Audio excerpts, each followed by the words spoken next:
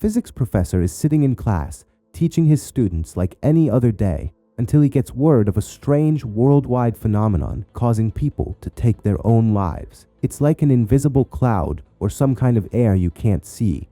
If it comes near you or touches you, you end up killing yourself. What's the story behind this strange air? What's happening to the world? And what is this physics professor going to do about it? That's exactly what we're going to find out in today's video. So let's get started. The movie begins in one of New York's largest parks. Right now, we see Claire and her friend hanging out and talking, everything totally normal. Suddenly, without any warning at all, every single person in the park freezes in place, like statues. It's a bizarre occurrence that nobody can explain. The bigger shock comes when Claire suddenly pulls a pen from her hair and uses it to end her own life in an incredibly disturbing scene. At the same time, not far from that park, there's a construction site. Everything is perfectly fine there too, until, without any warning, one of the workers falls off the building and dies. Naturally, the site manager is horrified by what he's seeing, but what's worse is that every single worker up on the building literally throws themselves off it, and everyone ends up dead in a truly shocking moment. Meanwhile, we meet Elliot, who is at school teaching his students. Elliot, by the way, is a very smart physics teacher who firmly believes that everything has a cause and an explanation. Right then, the assistant principal walks into the classroom and asks Elliot to go with her to see the principal and the other teachers. Elliot does as he's told and goes to hear what the principal has to say. At this point, the principal explains that something strange is going on. It looks like Central Park has been hit by some kind of terrorist attack and everyone in the park has died. The terrorists released a chemical toxin into the air at the park, which made people behave in bizarre ways and then kill themselves. The principal also describes the symptoms of exposure to this chemical toxin. First, you start speaking incoherently, then you lose spatial and temporal awareness, and after that, the victim commits suicide. Of course, the teachers are all terrified by this news, so the principal tells them to cancel everything at the school and send everyone home. As a result, Elliot goes back to his classroom to gather his things and leave. That's when his friend Julian, also a teacher, approaches him and suggests that Elliot bring his wife, Alma, and stay at Julian's mother's house because she lives far away from the park, and that should reduce their chances of being exposed to the toxin. Elliot agrees, saying he'll call Alma and meet Julian at the train station so they can head to Julian's mother's place together. Later, Elliot returns home to find Alma watching the news. From these reports, we learn the government is now evacuating New York City entirely. The newscaster also says that the chemical toxin attacks signals as they enter the brain, effectively destroying the nervous system, which causes hallucinations, asphyxiation, and even paralysis until the victims kill themselves. Hearing this, Elliot and Alma are understandably freaked out. Without hesitation, Elliot tells Alma to pack her bag as quickly as possible so they can head to the train station, and he goes to pack his own things. A short while later, Elliot and Alma arrive at the train station, which is absolutely packed with people trying to escape the city before they too are exposed to the toxin. Julian and his daughter Jess are also there, waiting for Elliot and Alma. Elliot asks Julian about his wife, and Julian explains that they got separated back in the city because of traffic, but she'll be coming on a later train, so everyone boards the train together. At the same time, in another city park, we see the same weird phenomenon happening again. People freeze in place, then start shooting themselves one after another in a horrifying chain reaction. Back on the train, news of what just happened in that park gets to all the passengers, who are terrified. Julian especially is more scared than anybody else because his wife is still in the city. He immediately pulls out his phone to call her, but she can't really hear him clearly. Thankfully though, she sends him a text afterward saying she managed to get on a bus and is on her way to the station. So Julian and his daughter, Jess, finally breathe a little easier. The train continues on its way, with everyone still on edge, wondering what's happening. After a while, however, the train comes to an unexpected stop in a place called Filbert. The conductor asks everyone to disembark, and they do just that. Elliot is confused, so he goes to ask the conductor why they've stopped. The conductor shocks him by saying this is the end of the line because they've lost contact with everyone else. Everyone then heads to a nearby restaurant. One of the passengers takes out her phone to see what's going on in the city. It's a decision she ends up regretting because she and everyone else watch a zookeeper on the screen stick his hand into the tiger enclosure, and the tigers start mauling him. Naturally, the passengers are all horrified by this. On top of that, everyone starts realizing that what's happening might not actually be terrorism after all. They get more certain of this when the president makes a statement saying the possibility of terrorists being responsible has dropped significantly, and that only the northern region of the country is being hit by this phenomenon. The problem is that northern region is exactly where all these passengers are right now. So everybody panics upon learning they're in the danger zone and decides to drive out of the area to a nearby city instead. As a result, they all rush out and start getting into cars to try and escape before they're exposed to the chemical toxin. Elliot tries to hitch a ride with someone. Everyone refuses until one man and his wife offer Elliot and Alma seats in their car, and Elliot is thrilled. He calls Julian over, offering him a spot as well. Julian comes over, clearly worried, saying he can't reach his wife at all. So he's going to ride with another group, heading to the place where his wife supposedly went. Julian is scared for his daughter's safety, so he leaves Jess in Elliot's care, trying to look brave for his daughter before he says goodbye. Jess is upset and crying, just as scared as her father. Julian sets off in one car along with a small group of people. After a while, they reach the city where his wife is supposed to be, and the sight that greets them is devastating. A group of construction workers has hanged themselves in the middle of the street. One of the women riding with Julian completely breaks down and screams when she sees this. Julian tries to calm her so she doesn't frighten everyone else in the car. Then he notices a small tear in the car's roof that might let outside air in. Julian panics, realizing they've been exposed and their deaths are basically a matter of time. Moments later, the car abruptly stops, then starts again, speeding out of control until it crashes into a tree.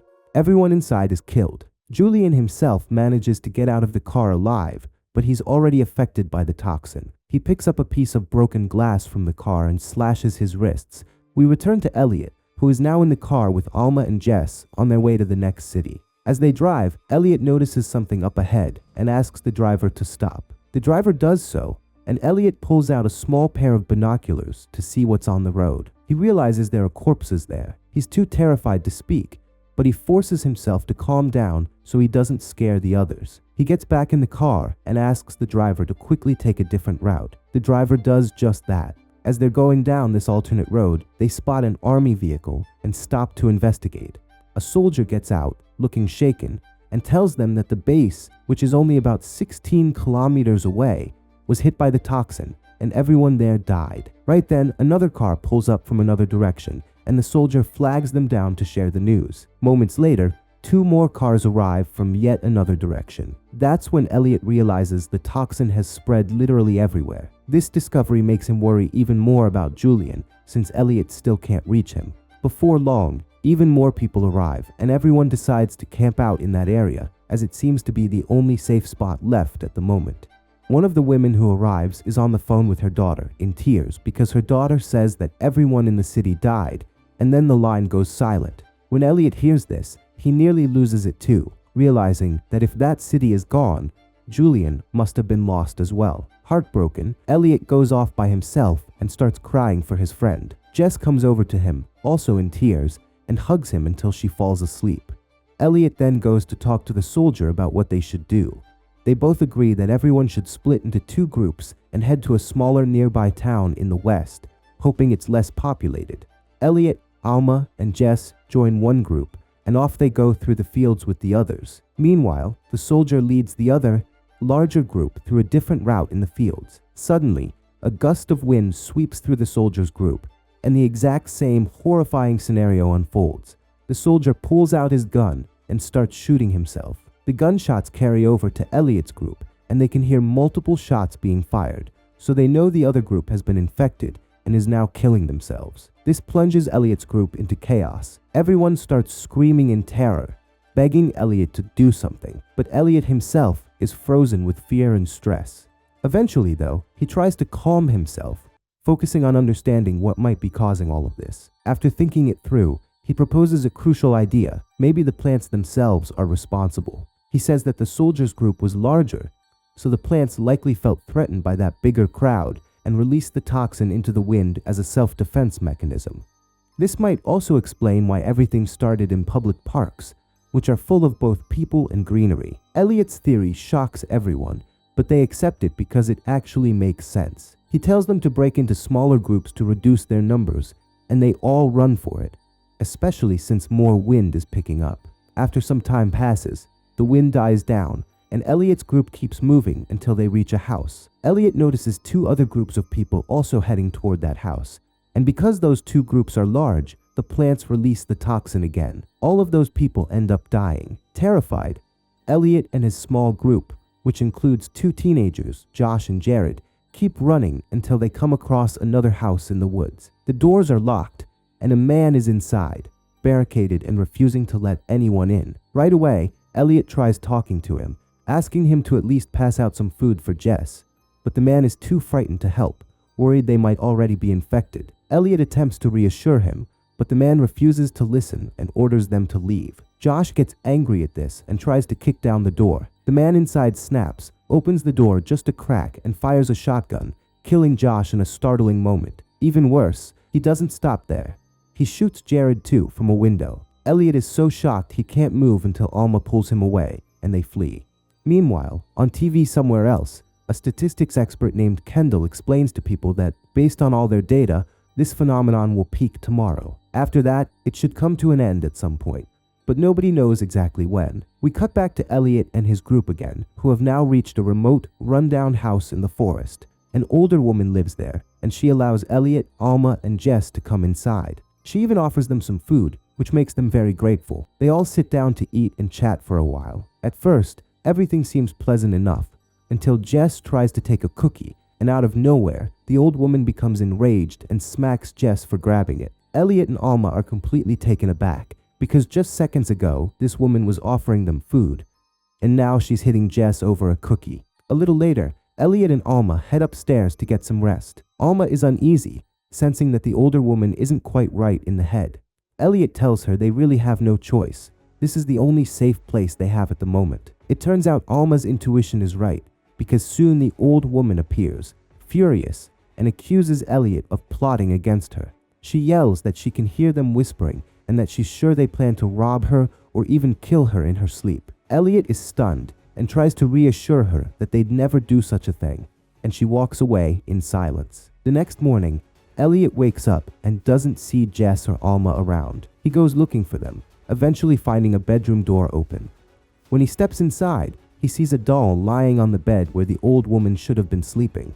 Suddenly, she appears, furious, and starts yelling at Elliot, accusing him of wanting to rob her. She orders him and his wife out of her house immediately, then storms out, absolutely livid. Elliot goes after her, trying to explain that she's misunderstood them, but he doesn't get there in time. He sees that she's walking strangely, and there's a strong breeze outside. He realizes that she's been infected by the toxin. Elliot panics and runs back into the house, slamming the door to keep out the wind. The old woman starts smashing the windows, letting the breeze in. In a flash, Elliot rushes into the kitchen and barricades himself, hoping no wind can get in there. He hears Alma and Jess's voices clearly and discovers there's a tube connecting the cottage outside to the main kitchen, allowing them to hear each other perfectly. Immediately, he warns Alma to seal the windows and doors in the cottage because the old woman has been infected and is already dead. Alma and Jess quickly lock everything up in the cottage. At this point, Elliot has basically lost hope and believes his end is near. He and Alma share memories of happier times, and Elliot decides he doesn't want to die apart from his beloved wife. Without a second thought, he leaves the house and walks out into the wind to be with Alma. She does the same, bringing Jess with her, and they all prepare to die together. In that instant, a miracle happens. Nothing at all happens to them. They survive and make it back into the house together. Why were they spared?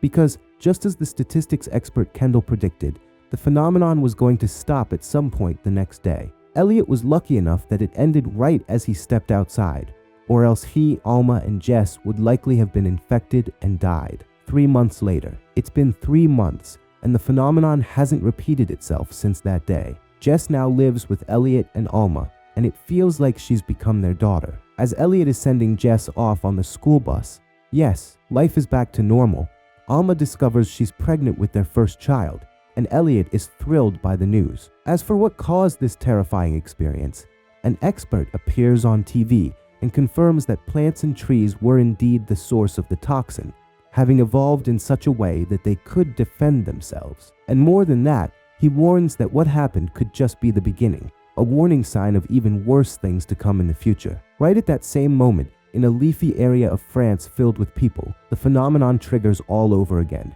No one knows how long it will last this time, or how far it will spread. And with that, the movie ends. That's all. Goodbye until next time.